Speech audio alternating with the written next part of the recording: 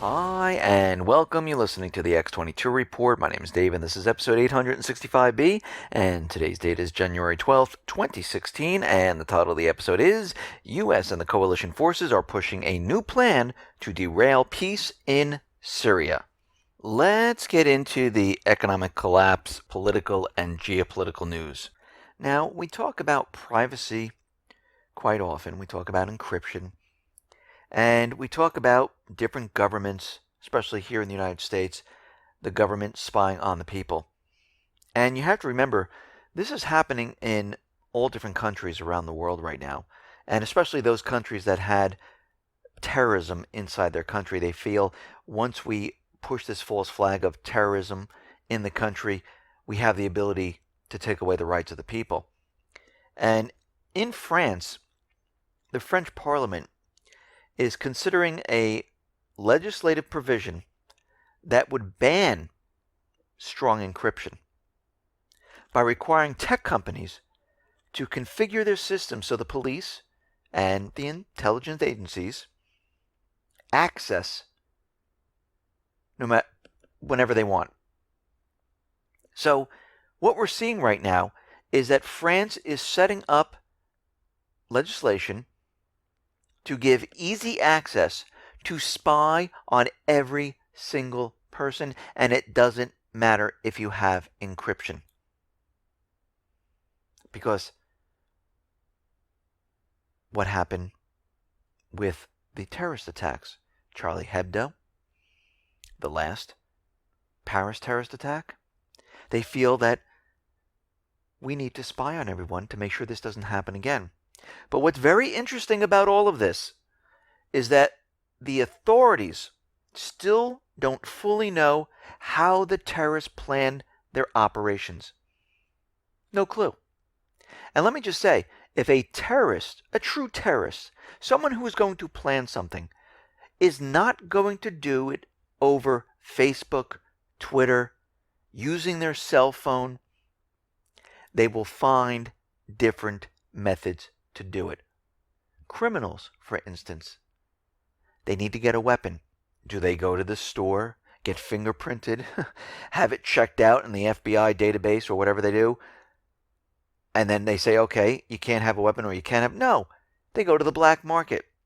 To get drugs, to sell them, they go to the black market. To plan something, they use different techniques to do so. And they're never going to figure out who did this because it was an inside job.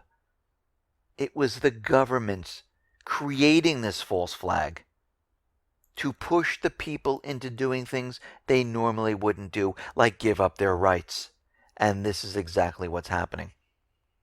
Now, out in Ukraine, we understand this whole coup d'etat was created because Ukraine had a choice.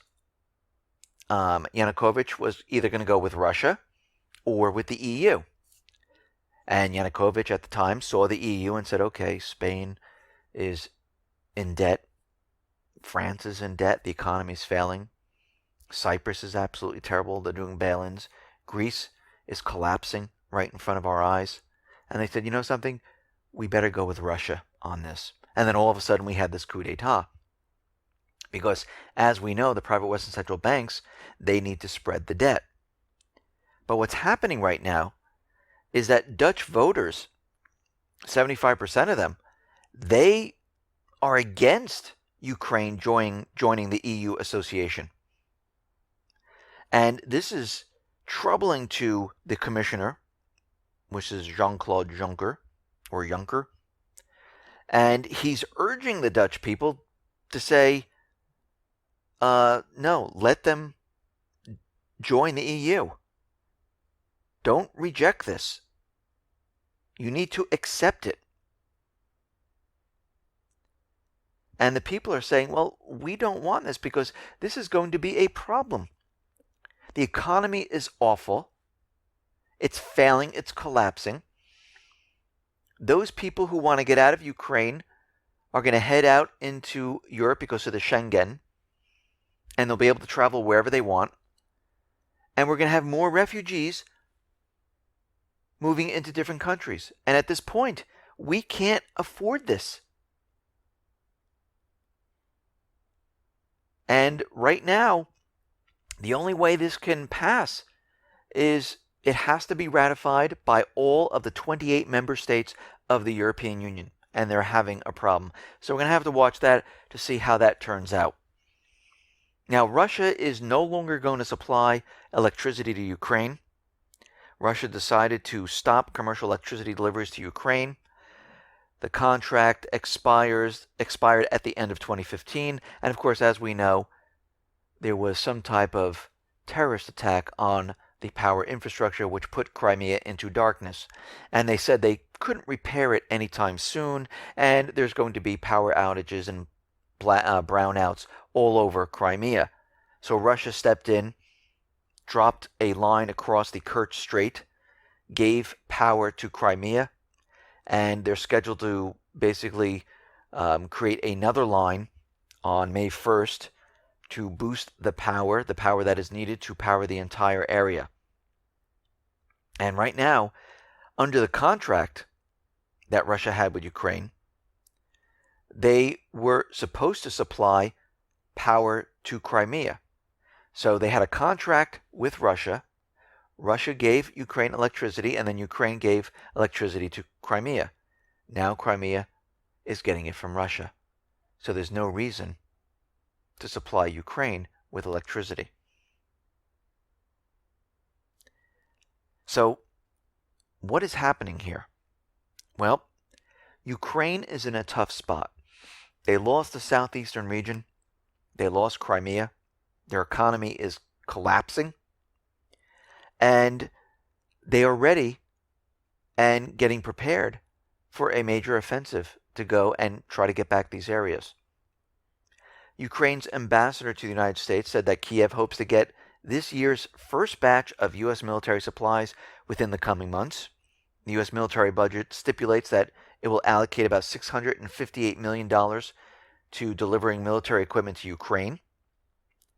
And we see right now that they're planning or pushing an agenda that Russia cyber attacked the power infrastructure of Ukraine. Because right now, the U.S. Department of Homeland Security is helping the Ukrainian authorities investigate an apparent attack last month on the country's power grid that caused the blackout for about 80,000 customers. And by the way, this is the first incident or the first known power outage caused by some type of cyber attack. Now, I'm wondering, was this a test to see if they can bring down a power grid? And I'm not saying a test from Russia, a test from the United States. Because as we know, they've been preparing and getting ready to bring down the power here in the United States as a false flag. And of course, the U.S. Department of Homeland Security is there to make sure none of the evidence is found, and also to push the agenda to blame Russia. Now, out in the Middle East, the U.S. Navy is weighing a permanent deployment in the Mediterranean to respond to Russia's increased naval capabilities. The U.S. Navy is considering a long-term deployment in the Mediterranean. Now, they already have ships in Spain, the 4 guided missile destroyers, and they're thinking about bringing more ships into this area and keeping them in this area. Now, why are they keeping the ships in this area? Because this is in preparation for World War III. Remember, they're moving military assets, making excuses. Oh, it's because of Russian aggression. Oh, we're having a drill, but we're just going to leave the equipment there. Oh, we're having a drill in Eastern Europe. We're just going to leave the equipment in the Baltics. Oh, North Korea allegedly set off a nuclear weapon, and we're going to make deals with Japan, Philippines, and other nations to bring in more military assets. South Korea upped their budget militarily. They basically started to provoke North Korea. So you can see how this is all happening very slowly, very methodically to get ready, so they can get ready for this upcoming war. Now, we know the United States has been bombing Syria like crazy. This is before Russia. Even when Russia was in the country, they were still bombing the infrastructure of Syria. And we see that the spokesperson, the UN envoy for Syria, is saying that the bombing raids in Syria, which were led by the U.S., targeted civilian and industrial infrastructure worth billions of dollars. And the attacks were aimed at devastating capacities of the Syrian people and complicate development and restructuring of the country. The Western coalition air raids are hitting facilities critical for ordinary Syrians to survive. He's saying the U.S. coalition hit water tower facilities in Raqqa and deprived people of access to pure water. They hit the power infrastructure in Aleppo. They hit oil refineries, gas industries, grain silos, and they continually did this. And every time they tried to rebuild, these areas were hit once again, and this is costing billions and billions of dollars. Well, it was done all on purpose. It was done on purpose to try to put pressure on the government to say, we give. Our infrastructure is destroyed. We give. We're done here. And they were hoping that their proxy army, which is the Islamic State, Al-Qaeda, al-Nusra, they were hoping they would be able to march right in Damascus and take over. But it didn't happen. Now we see that their plan was derailed by Russia, and we see that they're coming up with a new plan. And the first part of it was to try to create chaos between Iran and Saudi Arabia. We see the Syrian opposition is now casting doubts on these talks because of the Russian bombing. They're saying they're hitting civilians and children. And they're saying that President Assad is giving them the coordinates to hit his own people, which makes no sense whatsoever. Why would he do this at this point? He is winning. It's like saying George Washington with his troops decided to place bombs and destroy his own people while fighting the enemy. Makes no sense whatsoever. No, what's happening here is they're using propaganda to get out of these peace talks. And one such instance of this is the Medea fake images, where they said the people in Medea were starving, and this was done by Assad. And this, of course, came out of the Syrian Observatory for Human Rights, which we know is one man sitting in his bedroom in the UK. And they started to pass out pictures all over the place. Look at these poor people. They're starving. CNN covered it. They showed a 4-year-old Syrian child, which was discovered near the Jordanian borders, saying his leg was cut and bandaged with plastic bags. That was part of the images. They had many other images of people that looked like they were starving, but these were never sourced. And then people started to search on the images, because on Google you can go to images and you can take the URL of the image. It will look at the image and it will then tell you where the source is, where it came from. So people were doing this, and they found out that, wait a minute, these pictures were used once before. And these pictures were doctored. These pictures were changed. And they were carried throughout all the corporate media because they're trying to build the idea that Assad is hurting his own people. Just like he was using barrel bombs, just like he was gassing his own people. They're still using the same tactic. They're just changing it around a little bit. because their goal is the same, to remove Assad. So today we saw a false flag in Turkey, and as soon as it happened, Erdogan came out and said it was a bomber, a suicide bomber with Syrian origin, tied to the Islamic State in Syria, which makes no sense whatsoever.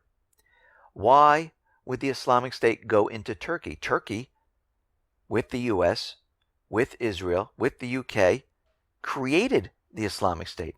It is their paid mercenary force. They fund them. Turkey allows them to go in and out of Turkey whenever they want, and they were buying the oil from the Islamic State. They supported the Islamic State. So they had a blast, a bomb go off, because at this point, Erdogan has to convince the world that they need to bring the fight to Syria, because now they're coming after him. You see, we had nothing to do with the Islamic State. And we have to go into Syria to stop this, because we cannot have this anymore. And this is what they're trying to do at this point. They're trying to convince the world that the people of Syria, because it's funny the way he said it, I condemn the terror incident in Istanbul, assessed to be an attack by a suicide bomber with Syrian origin. He wanted to make that very, very clear. He wants to bring the fight into Syria because of this attack. And this is what he's pushing right now. Now, of course, this is all orchestrated with the help of the US, UK, Israel, and other forces, because they don't want the ceasefire talk. They don't want peace. They never did. The goal is always the same. So we saw a false flag event, which is one of many to come, because they need to convince everyone that they need to go back into Syria. And this time, not using a proxy army. This time, using the armed forces. This time, going in full force, which, of course, is going to be a problem. And the problem is that Russia, and eventually China, is on the other side. And this will then turn into World War III. So here we are once again, because the US government, Turkey, UK, they are not going to give up on this. They are going to continually push until they get their way, because the system, as we've discussed, is collapsing. They have no choice at this point. They have no choice but to push this and to provoke as hard as they possibly can to get this war started. And going throughout this year, it's going to get worse and worse as time goes on. We're going to see a lot more false flags, and eventually we are going to see the big one. That one is going to get the world involved to say, enough is enough, we need to go to war. We need to stop this. And this is what they're trying to build up right now. This is what they're trying to convince everyone of. And at this point, there's no reason for this. Because all we need to do when the system collapses is say, we don't want the central bank. We're not going to war. We will start the system over like our founding fathers told us to do it. No central bank. The government will create the currency. It will be backed by something. And we'll be able to balance our budgets because it's not loaned out with interest attached to it.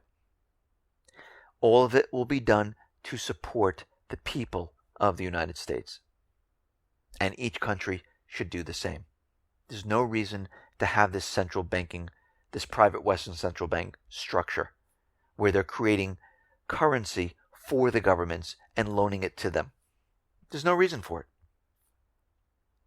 And this is what we need to do. This is how we need to get the people together to do this. Because if we can't, our brothers, our sisters, our cousins, our family members will be going to war. That's what will happen. And we'll be fighting not for our freedom, not for democracy. We'll be fighting for the bankers. And as you know, they're not going to be going to war. Our government employees are not going to be going to war. They expect the serfs to go to war. And at this point, here in the United States, in Europe, Canada, Australia, UK, we all have to say no. We're not doing it this time. This time, we're doing it our way. And we're going to change things. This is the solution to the problem. This is what we all need to do to live in peace. Listen, everyone, thanks a lot for listening. Be well, be safe, and especially be prepared. Thanks a lot.